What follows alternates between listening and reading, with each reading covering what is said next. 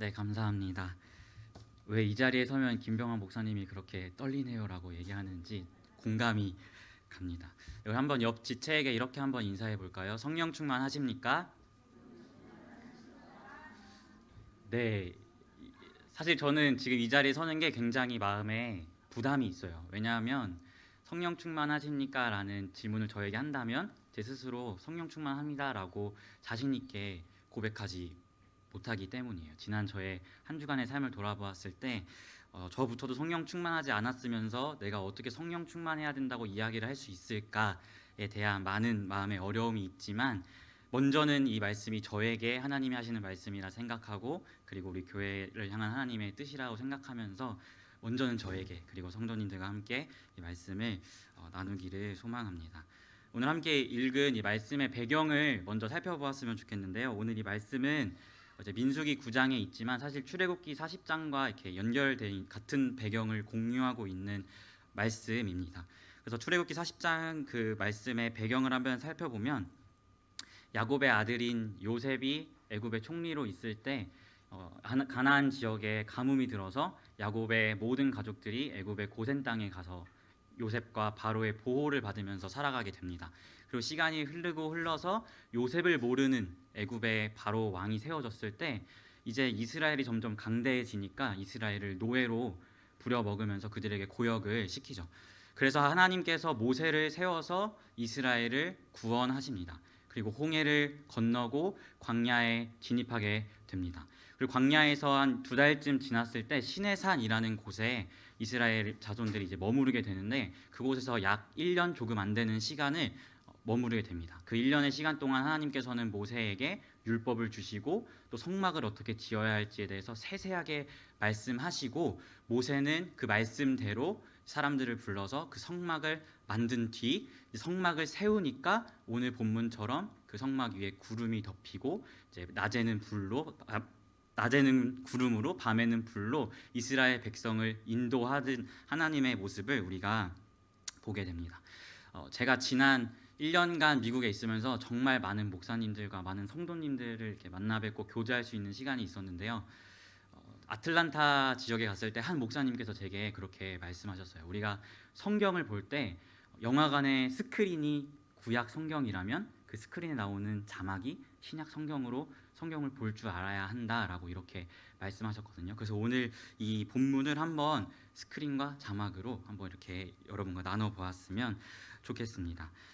6월절 어린 양의 피로 이스라엘 백성은 애굽에서 구원을 받습니다. 이것이 우리가 10번째 재앙이라고 하고 장자의 죽음이라고 하는데 사실 문설주에 어린 양의 피가 발라져 있는 집은 죽음이 있지 않았지만 사실은 그것이 죽음이 없었던 것이 아닙니다. 사실은 어린 양이 대신 죽었기 때문에 그 죽음으로 인해서 장자의 죽음이 피하게 된 것이죠. 이렇게 어린 양의 피로 말미암아 그들은 구원을 얻습니다. 이것은 우리가 잘 알고 있듯이 예수 그리스도를 예표하는 사건입니다. 그래서 우리 성도님들은 또 우리 모든 그리스도인들은 예수 그리스도의 은혜의 보혈로 말미암아 죽을 우리 대신 예수님께서 죽으시고 부활하셔서 우리는 그분을 믿기만 하면 구원이라는 놀라운 은혜를 얻게 되는 거죠. 또 그렇게 구원을 얻고 이스라엘은 길을 떠납니다. 근데 딱 맞닥뜨린 곳이 처음에 홍해를 맞닥뜨리게 되죠. 하나님의 은혜로 홍해가 갈라지고 그 홍해를 건너는데 고린도전서 10장 2절에 보면 이 사건에 대해서 사도 바울은 이렇게 이야기를 합니다. 이스라엘이 홍해를 건넌 사건을 보면서 구름과 바다에서 세례를 받았다라고 바울은 그렇게 이야기를 하는데요. 즉 홍해를 건넌 사건은 단순하게 그냥 단편적으로 바다를 건넌 것에 의미가 있는 것이 아니라 하나님께서 구원하신 이스라엘 백성에게 집단 세례를 홍해 가운데서 베푸신 것이죠. 이처럼 우리도 예수님을 믿고 구원을 받은 사람들은 하나님 앞에서 또 우리 교회 성도님들 앞에서 세례를 받고 우리 가족이 된 것임을 예수 그리스도와 연합했음을 함께 표징받곤 합니다. 그렇게 홍해를 건넌 이스라엘이 이제는 광야 가운데 나아가서 성막을 짓고 그 성막 위에 구름이 덮이고 이제는 그 구름을 따라서 구름이 나아가면 나아가고 구름이 멈추면 멈추는 이러한 삶을 살아가게 되는 것이죠. 저는 여기서 먼저 성막이 완성된 것이 이스라엘에게 어떤 의미가 있는가에 대해서 한번 이야기하고 싶어요. 애굽에 있을 때 이스라엘에게 하나님은 어떠한 분이셨을까요? 사실 그냥 제가 생각했을 때는 이스라엘에게 애굽에 있었을 때 하나님은 아직 모세에게 뭔가 세세하게 무엇을 말씀하시기 전이기 때문에 그저 우리 조상 아브라함, 이삭, 야곱에게 나타나셨던 하나님, 그 정도로만 인식하고 있었을 거라고 저는 생각해요. 근데 그 하나님이 10가지 재앙과 홍해를 가르시는 사건을 통해서 점점 더 구체적으로 보였을 것이고, 그리고 성막을 짓고 그 위에 하나님이 임재하시는 것을 보면서 이제는 우리 조상에게 나타나셨던 그 하나님이 아니라 이제는 그 하나님이 우리와 함께 하시는 분이구나라는 것이 더 뚜렷하고 더 선명하게 다가왔을 것이라고 저는 생각합니다. 그런데 이 놀라운 사건이 우리 그리스도인들에게도 동일하게 있다는 것이죠. 우리가 예수 그리스도를 나의 구주, 나의 하나님으로 영접하고 또 하나님의 은혜로 또 세례를 받고 할 때 성령님께서 우리 안에 찾아오셔서 영원토록 우리를 떠나지 않으시고 우리와 동행하시며 우리를 인도하신다는 것이 우리 그리스도인이 가지고 있는 놀라운 사건입니다. 그래서 우리가 해야 할 일은 이스라엘 백성이 그 임재하신 하나님의 영광과 구름을 따라서 구름이 나아가면 나아가고 구름이 멈추면 멈춘 것처럼 성령님을 모시고 살아가는 우리의 삶도 이와 같아야 한다는 것입니다. 성령님이 나아가시면 함께 나아가고 성령님이 멈추시면 함께 멈추는 삶을 살아야 하는데, 저는 이 삶을 성령 충만한 삶이라고 이야기하고 싶습니다. 우리가 성령 충만을 이야기하면 간혹 그렇게 말씀하시는 분을 종종 보게 돼요. 어떤 감정적인 동요가 일어나서 눈물을 흘리거나 기도할 때, 아니면 방언이 터지거나 이런 것들을 성령 충만했다라고 이야기하시는 분들이 있는데, 그것도 성령 충만할 때 나타나는 모습이고 표징이겠지만, 전 더 구체적으로 성령 충만한 삶이란 성경에서 보여주고 있듯이 하나님이 가시면 가고 멈추시면 멈추시는 이 삶이 성령 충만한 삶이라고 생각합니다. 오늘 함께 21절부터 23절을 읽어보았으면 좋겠는데요. 이 말씀이 성령 충만한 모습의 정수라고 저는 생각하는데, 함께 21절부터 23절까지 함께 읽어봤으면 좋겠습니다. 시작. 혹시 구름이 저녁부터 아침까지 있다가 아침에 그 구름이 떠오를 때에는 그들이 행진하였고, 구름이 밤낮 있다가 떠오르면 곧 행진하였으며, 이틀이든지 한 달이든지 1년이든지 구름이 성막 위에 머물러 있을 동안에는 이스라엘 자손이 진영에 머물고, 행진하지 아니하다가 떠오르면 행진하였으니 곧 그들이 여호와의 명령을 따라 진을 치며 여호와의 명령을 따라 행진하고, 또 모세를 통하여 이르신 여호와의 명령을 따라 여호와의 직임을 지켰더라. 아멘. 한번 생각해 봤으면 좋겠어요.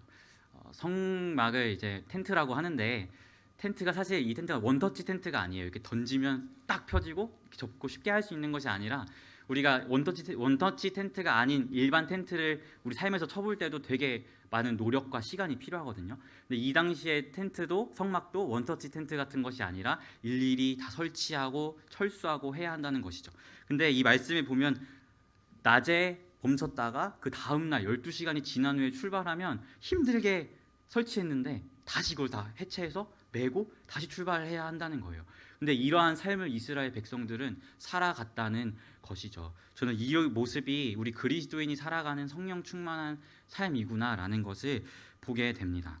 오늘날 한국 교회를 향한 되게 가슴 아픈 별명이 하나 있는데, 바로 잘 아시겠지만 개독이라는 표현입니다. 너무 가슴 아픈 별명인데, 더 가슴 아픈 사실은 이 개라는 말이 붙어서 가슴 아픈 것보다도 이 별명이 우리가 복음 때문에 핍박을 받아서 얻은 별명이 아니라 우리가 말씀대로 잘 살지 못했기 때문에 얻은 별명이라는 사실이 저는 더 가슴이 아픕니다. 어떤 사람은 이렇게 생각할 수 있어요. 나는 TV에 나오는 그 목사님처럼 성적으로 타락하지 않았고, 우리 교회는 저 교회처럼 세습하거나 그러지 않았는데 어떻게 그게 나 때문이라고 이야기할 수 있느냐라고 하시는 분이 있을 수도 있는데, 우리가 생각했으면 좋겠는 것은 뉴스에 나오는 그 사람들과 우리의 죄의 어떤 모습만 좀 다를 뿐, 그들과 다를 것 없는 똑같은 죄인이라는 것이죠. 저부터 해도 사실 그들과 다를 것 없이 죄에 무너질 때가 많고 성령 충만하지 못할 때가 정말 너무나 많습니다. 그래서 뉴스에 나오는 교회만을, 또 거기 나오는 어떤 목사님, 장로님만을 손가락질할 것이 아니라, 내가 말씀대로 살지 못해서, 내가 성령 충만하지 못해서 예수님의 이름이 조롱받고 있다는 사실을 정말 가슴 안타까운 사실입니다. 그렇다면 우리 안에 성령님이 계신데 왜 우리는 말씀대로 살지 못하고 성령 충만하지 못할까요? 저는 이 질문에 대한 답을 이렇게 내리고 싶어요. 우리가 성령 충만하지 못하고 성령님의 말씀대로 잘 살아가지 못하는 이유는 그리스도인이라는 그 부르심이 얼마나 충격적인 부르심인지 우리가 제대로 인지하지 못하고 있기 때문에 되게 가볍게 생각해서 그런다고 저는 생각하거든요. 여러분, 그리스도인 하면 어떠한 정의를 내리실 수 있으세요? 아마 마음속에 그리스도인 하면 뭐 생각하신 부분들이 있으실 텐데, 저는 그리스도인이란 바른 정의는 교회 다니는 사람이 그리스도인이 아니라 그리스도와 연합한 자를 그리스도인이라고 이야기를 하고 싶습니다. 교회를 다니지만 그리스도인이 아닐 수 있어요. 하지만 분명한 건 그리스도인이란 예수 그리스도를 나의 구주 나의 하나님으로 모시고 그분과 연합하여 살아가는 자, 그 사람 안에 예수 그리스도가 있는 자를 우리는 그리스도인이라고 한다는 것이죠. 이것이 얼마나 충격적이고 놀라운 부르심인지 우리가 기억하였으면 좋겠습니다. 카일 아이들먼이라는 이제 분이 있는데요. 이분이 쓴 아주 유명한 책이 있어요. 바로 팬인가 제자인가, 영어로는 Not a Fan이라는 책이 있는데요. 거기에 보면 이러한 예화가 있습니다. 제가 그 예화를 재미있게 그냥 이렇게 말씀드려볼게요. 우리가 훗날 죽고 하나님 앞에 구원받아서 하나님 앞에 섰을 때 그곳에 많은 사람들을 만날 수 있을 거예요. 우리의 부활했을 때의 모습이 어떠한 모습일지 정확히 알 수는 없지만 그곳에서 우리는 뭐 옆에 계신 동역자들도 만날 수 있고 보고 싶었던 가족들도 만날 수 있고 하겠죠. 그리고 또 만날 수 있는 사람들 중에 되게 흥미로운 건 우리가 흔히 알고 있는 성경 속의 위대한 인물들도 우리가 만날 수 있다는 것이죠. 만약에 저라면 모세를 만났을 때 이런 질문을 던질 것 같아요. 모세님, 홍해를 갈랐을 때 어떤 기분이었습니까?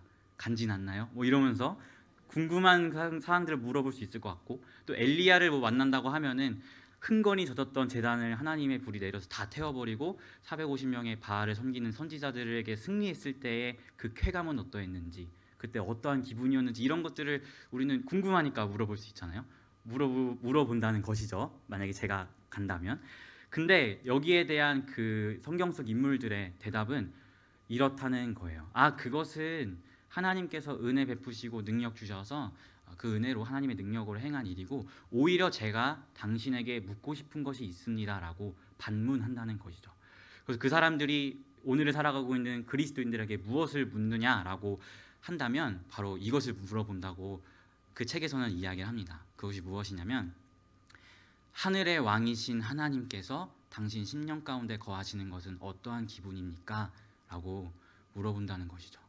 저는 여기서 그리스도인이라는 그 부르심이 얼마나 충격적인 것인지를 깨닫게 됐어요.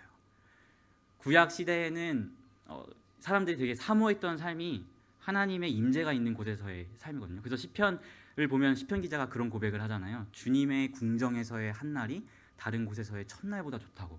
이것이 뭐 주님의 궁전이 뭐 시설이 좋고 편의 시설이 좋아서가 아니라 그곳에 하나님의 임재가 있었기 때문에 그곳에서의 하루가 다른 곳에서의 천일보다 좋다고 고백했던 것이 구약 시대 사람들의 고백이고, 그 사람들이 그렇게 사모했던 것이 하나님의 임재인데, 매일같이 성령님을 모시고 살아가는 우리는 그 하나님의 임재를 너무나 가볍게 여기며 살아가고 있는 것은 아닌지 다시 한번 돌아보게 됩니다. 우리가 이 하나님의 임재를 가볍게 생각한다는 것은 어쩌면 그 구약 시대를 살아갔던 사람들에게 굉장히 신뢰되는 행동일 수도 있어요. 그 사람들이 그렇게 사모했던 하나님의 임재가 우리 안에 예수를 믿은 이후로 날마다 함께하게 된다는 것이죠. 여러분, 이것이 바로 그리스도인의 충격적이고도 놀라운 부르심입니다. 구약의 사람들이 경험해보지 못한 그들이 그렇게 사모했던 하나님의 임재, 그 임재가 오늘 아침에도 지금 이 순간에도 여러분의 심령 안에 거하고 있다는 것을 기억하면서 정말 그 성령님을 존중하고 그 성령님의 음성에 따라 한 걸음 한 걸음 나아가고 살아가는 우리 피플스 교회가 되었으면 좋겠습니다.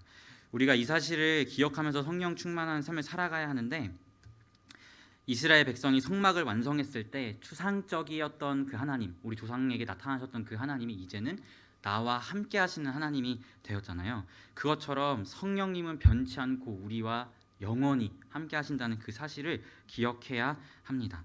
그리고 이스라엘이 그 함께 하시는 하나님을 따라 오늘 말씀처럼 이틀이든지 한 달이든지 1년이든지 구름이 가면 가고 구름이 멈추면 멈췄던 것처럼 그 당시에 하나님은 이스라엘에게 구름을 통해서 너희가 나아간다 나아가지 않는다를 보여주셨지만 이 시대에는 무호하신 하나님의 그 말씀으로 우리에게 말씀하시거든요. 그래서 그 말씀을 따라 하나님이 나아가라고 하시면 함께 나아가고 하나님 멈추라 하시면 함께 멈추는 우리가 되어야 합니다. 성령 충만하기 위해서 우리는 먼저 낱낱이 우리의 죄를 하나님께 고백해야 해요. 왜냐하면 하나님은 죄와 상극이시기 때문에 죄를 가지고 당연히 하나님을 따라갈 수 없겠죠. 그리고 더불어서 성령께서 우리에게 지적하시는 모든 죄악들을 하나님께 죄악들을 고백하고 하나님 그렇습니다. 내가 하나님이 지적하신 이 죄가 나의 죄임을 내가 동의하고 인정합니다라고 고백하고 더불어서 그리스도께서 우리를 위해 죽으셔서 과거와 현재와 미래의 모든 죄악을 용서하심에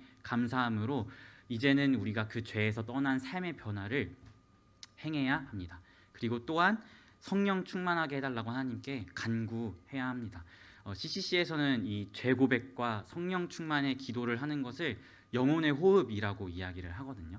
우리가 호흡을 할 때 내쉼이 있고 들이쉼이 있잖아요. 그것처럼 영혼의 호흡은 우리가 죄를 고백함으로써 우리의 영혼의 내쉼을 하고 성령 충만을 간구함으로써 영혼의 들이쉼을 한다라고 해서 저희는 영혼의 호흡이라는 개념을 가지고 이야기를 하는데 이렇게 영혼의 호흡을 하면서 성령께서 지적하시는 죄를 고백하고 이제는 성령의 충만함으로 그분을 따라 살아갈 수 있도록 나를 인도하여 달라고 성령 충만을 간구하며 나아갈 때 우리는 성령 충만한 삶을 살아갈 수 있다고 저는 생각합니다. 이 영혼의 호흡을 할 때 가장 중요한 포인트는 믿는 것이에요.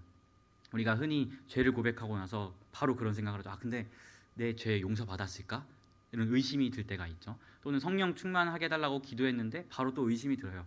내가 이렇게 기도했는데 내가 지금 성령 충만한 게 맞을까? 라는 이런 의심이 드는데 우리가 이러한 죄를 고백하고 성령 충만을 간구했을 때 가장 중요한 포인트는 내가 하나님께 죄를 고백했다면 그분의 말씀대로 그분이 나의 죄를 용서하셨다는 그 사실, 그리고 하나님의 뜻대로 성령 충만을 구했을 때 하나님이 나에게 성령의 충만함을 허락하셨다는 그 사실, 그것을 믿음으로 나아가는 것이 중요합니다. 그때 사단은 우리를 방해할 수 없고 그 믿음 아래서 우리는 다시금 성령님을 따라서 한 걸음 한 걸음 나아갈 수 있는 것입니다.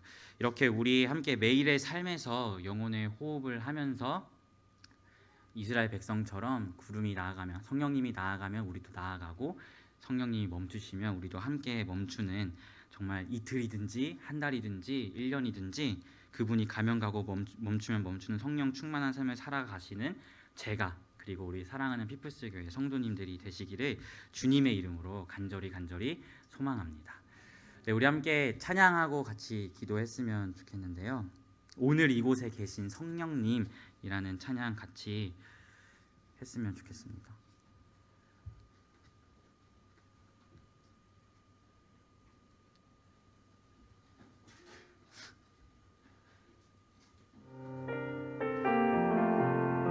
찬양의 가사가 오늘 말씀을 참 잘 녹이고 있는 가사인 것 같아요. 성령님의 말씀을 따라 날마다 성령 충만함으로 한 걸음 한 걸음 나아가며 살아가는 우리 교회가 되길 소망하며 함께 찬양하도록 하겠습니다. 오늘 이곳에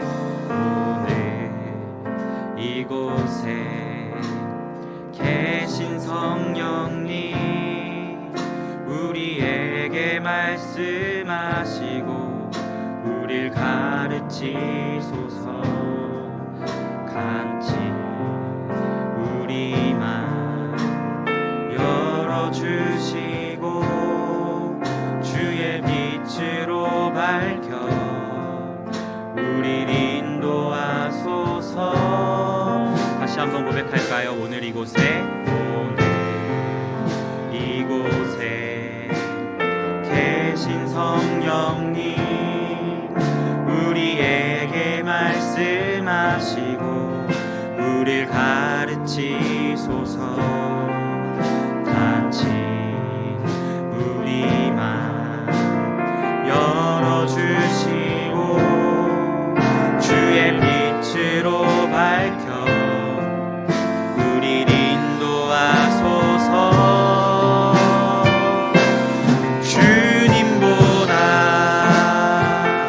앞서지 않고 겸손하게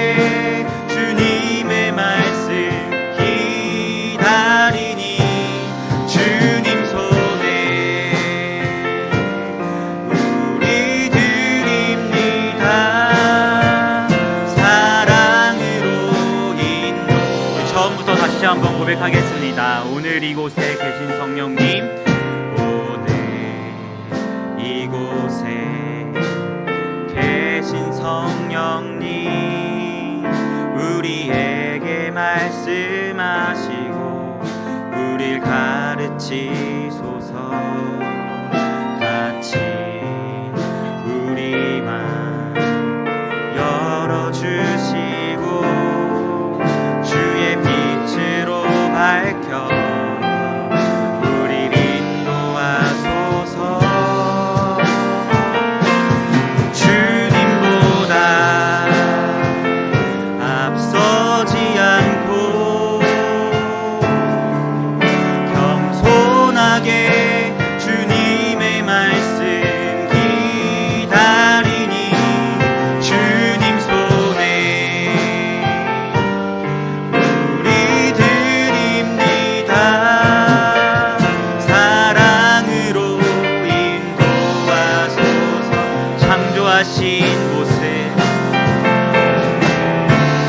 창조하신 모습 떠난 우리를 예수님답게 빚으소서. 창조하신 모습 떠난 우리를 예수님답게 빚으소서. 주님보다 앞서지 않고 주님보다 앞서지 않고 겸손하게 주님의 말씀 기다리니 주님 손에 우리 드립니다. 사랑으로 다시 한번 고백하겠습니다. 주님보다 앞서지 않고, 아멘. 주님보다 앞서지 않고 겸손하게 주님의 말씀 기다리니 주님 손에 우리 삶을 드립니다.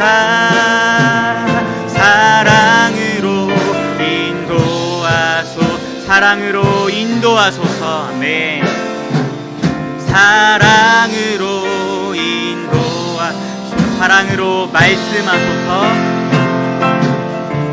사랑으로 말씀하소서.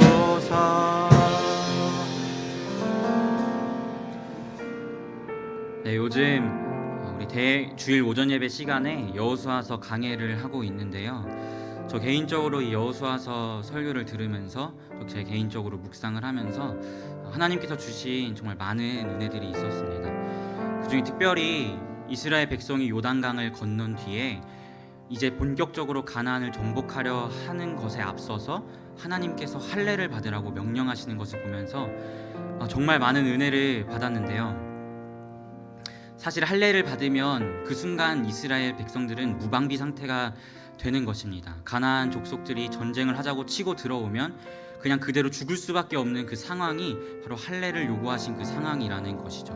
근데 정말 아이러니하게도 지금 가나안 백성이 쳐들어오면 죽을 수밖에 없는 그 무방비 상태인 그 상황 가운데 그들의 몸에 행한 할례는 너희는 나의 언약 백성이다라고 말하고 있습니다. 저는 이걸 보면서 우리의 삶도 정말 이와 같다라는 생각을 하게 되었어요. 우리가 살아가는 그 모든 생활 가운데, 삶 가운데 우리 마음의 할례로 찾아오신 그 성령 하나님께서는 우리에게 끊임없이 말씀하십니다. 지금 너의 눈앞에 있는 상황을 보지 말고 너의 정체성을 기억하라고 분명하게 말씀하십니다. 너는 세상에 흔들릴 존재가 아니라 내가 너 안에 거하고 있는 그리스도인이다라고 분명하게 이야기하고 계십니다. 우리 이 사실을 기억하면서 하나님 앞에 기도하며 나아갔으면 좋겠습니다. 시간 함께 하나님 앞에 기도할 때 하나님, 내가 정말 성령님이라는 그 놀라운 분이 내 삶에 거하고 계시다는 그 사실을 망각하고 정말 가벼운 것으로 여기며 살아갔던 나의 모습들을 이 시간 다시 한번 돌아보게 되었습니다. 다시 한번 내가 그 내 삶 가운데 거하시는 성령님의 이끄심을 따라 한 걸음 한 걸음 나아가며 나의 정체성을 기억하며 그리스도인으로서의 온전한 삶을 살아가는 성령 충만한 그리스도인이 되길 소망하오니 나의 삶 가운데 모든 죄악들을 용서하여 주시고 나에게 성령의 충만함을 허락하여 주사 그 성령님을 따라 이틀이든지 한 달이든지 1년이든지 주님이 가시면 가고 주님이 멈추시면 멈추는 그러한 온전한 그리스도인의 삶을 살아갈 수 있도록 인도하여 달라고 이 시간 함께 기도하며 나아가도록 하겠습니다. 기도하겠습니다. 하나님 아버지, 그렇습니다. 이스라엘 백성에게 행한 할례가 무방비 상태 가운데에서도 너희는 나의 언약 백성이다라고 말해주고 있는 것처럼 우리가 살아가고 있는 이 모든 삶 가운데 성령 하나님께서는 우리의 마음의 할례가 되시사 너희는 그리스도인이다, 내가 너와 함께한다, 너는 나의 자녀이다, 너의 정체성을 잊지 말고 살아가라, 성령 충만함으로 살아가라고 말씀하십니다. 하나님, 이 사실을 우리가 망각하며 살아갔던 지난 우리의 모든 삶을 돌아봅니다. 하나님, 성령님이라는 하나님이라는 하늘의 왕이신 그 하나님이 우리의 심령 가운데 거하시게 된 그 놀라운 그리스도인이라는 부르심을 우리가 망각하면서 내 마음대로 살아가려 했고 죄와 싸우지 않으려 했고 죄와 타협하며 나아갔던 우리의 지난 삶들을 청산하고 이제는 우리의 정체성을 기억하면서 성령 충만한 그리스도를 살아가는 우리가 되길 소망하오니 아버지, 우리의 모든 죄악들을 용서하시고 성령의 충만함을 허락하사 이스라엘 백성들이 그들과 함께했던 하나님을 따라 이틀이든지 한 달이든지 1년이든지 주님이 가시면 가고 주님이 서시면 섰던 것처럼 우리의 모든 삶이 주님 다시 오실 그날까지 주님이 가시면 함께 나아가고 주님이 멈추시면 함께 멈추시는 그러한 성령 충만한 삶을 살아갈 수 있도록 주님 인도하여 주시옵소서. 아버지, 우리가 성령 충만하기 위해서 하나님의 말씀을 사모하고 하나님의 말씀을 들어야 합니다. 아버지의 말씀과 상관없이 주님의 말씀을 정정하지 않을 때 우리는 성령 충만할 수 없음을 기억합니다. 아버지, 심령 가운데 당신의 말씀을 사모하는 심령을 허락하여 주시옵시고 당신의 말씀을 듣고 이를 때 아버지, 읽을 때 함께 하나님의 말씀을 깨달을 수 있는 은혜와 그 말씀을 따라 나아갈 수 있는 용기를 우리 교회 가운데 성도님들 심령 가운데 주님 허락하여 주시옵소서. 하나님 감사합니다. 우리에게 그리스도인이라는 놀라운 정체성과 부르심을 허락하여 주시니 너무나 감사합니다. 아버지, 사실을 잊지 않고 살아갈 수 있도록 주님 인도하여 주시옵소서.